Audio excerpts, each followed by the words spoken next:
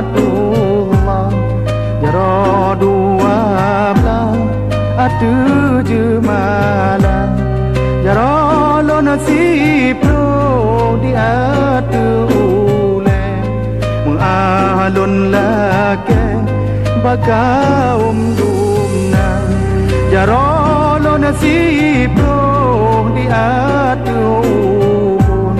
Salam alaikum lon tegur sapa.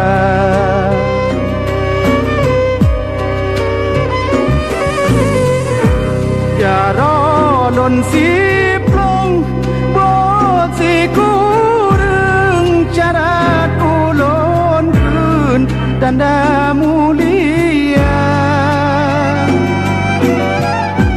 Jaro si lon beut lapan dengan totimpan ngon asokaya.